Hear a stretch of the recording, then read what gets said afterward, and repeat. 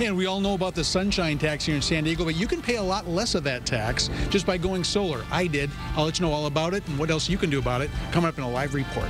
You're watching San Diego's breaking news leader. This is CBS News 8 at 5.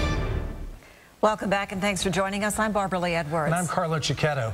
Going solar, it's a hot topic, something that a lot of people are considering, but questions and concerns remain, including, is it worth the investment? CBS News 8's chief meteorologist Matt Baylow took the plunge, going completely solar at his Scripps Ranch home, and tonight he's giving us an exclusive look at the upgrades and the bills. Matt?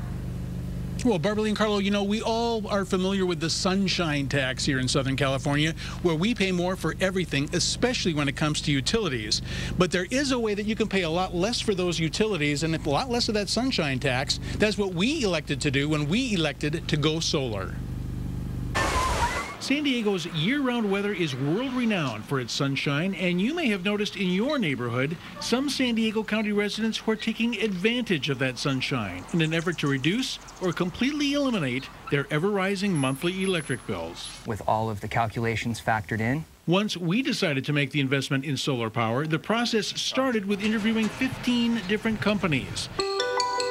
They had different makes and models of solar panels and installations, and most of these companies will do a workup of your current electric usage and show how different configurations of their systems will benefit you now and in the long run. Our interviewing process led us to go with a company that's well established, has a great track record, provided dozens of references, and had a product that we liked a lot: super efficient all-black solar panels. The next step was for their installers to measure our roof and determine how many solar panels we could have installed and how those panels would most effectively collect the sun. This roof is an excellent candidate for solar. At this point, we're just trying to determine exactly how many panels will fit and the exact shade readings to see how they will produce once they're energized. Inside the garage is where the guts of the system is housed. This includes the inverter, which converts the solar power that's captured into usable electricity for the home. Our power is going to come down from the solar up on the roof through a conduit. It's going to come into our DC disconnect. It's going to pass through the inverter, which is going to change it from DC down to AC. And it's going to pass through our two disconnects again and back into our meter, and that's what's going to feed the house. Before the panels are placed on the roof, your installer will determine the best layout for maximum efficiency. Certain things as exact directional orientation, the tilt angle of the roof, and any shade interference that we have from any other objects are all going to translate into the actual kilowatt hours produced by these panels. The panels themselves are raised by ladder onto the roof, although they're not that heavy, and then laid down for installation, screwed down tight. The panels, that's the fancy, that's what everybody likes to see, but this is actually where, this is what powers your house. Once everything is set up, there are still several steps in the process. A City of San Diego inspector must come out to make sure everything is done right. They check the installation of the solar panels on the roof, as well as the guts of the system in the garage. Oh, everything's looking good here. And because so many San Diegans are electing to go solar these days, you can understand these city inspectors are quite busy. Matt, we've had 15 calls today for solar installations. 15? Busy. The next step is for the city to let SDG&E know all is okay for the utility company to come back out and do their final inspection. And once that's completed, SDG&E sends an email to let you know everything is okay, and the homeowner can throw the switch to start producing power. It's a great feeling to experience your power meter running backwards, as we're now producing more energy than we're using. So we're selling it back to SDG&E. Most companies will also provide you with an online monitoring setup so you can see how well the panels are working, how much power they are producing, even how much you're reducing your carbon footprint. But the proof is in the payments. September 2012 was a hot month, and with our two-story and air conditioning, our power bill was over $400. In September 2013, SDG&E owed us $16. That's the kind of electric bill a homeowner could get used to.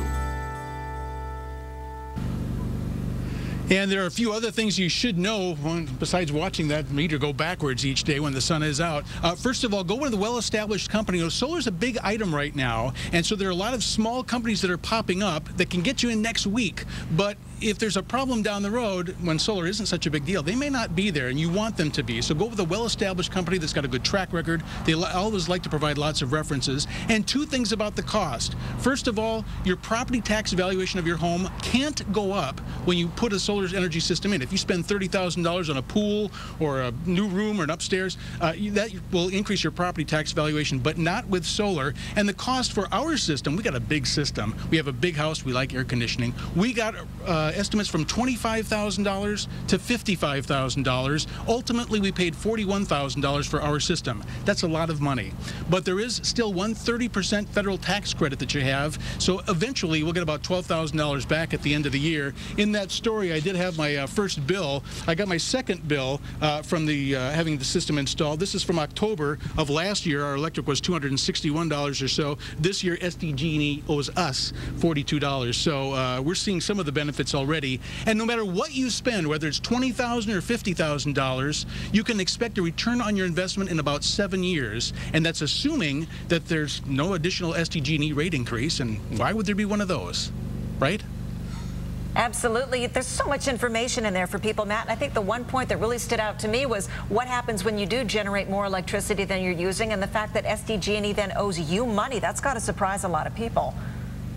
It helps a great deal in terms of getting your investment back. And I mean, as I mentioned, it might be 7 years. It could even be less than that. We got a very large system, more than we use right now. We produce more than we use because we thought we might get an electric car or two down the road. Who knows? But there are all kinds of different sizes, and the sun's not going anywhere. So we're always going to count on it to come up and help produce some electricity. Very nice. Learned a lot there. Yeah. Thanks, Matt, for sharing.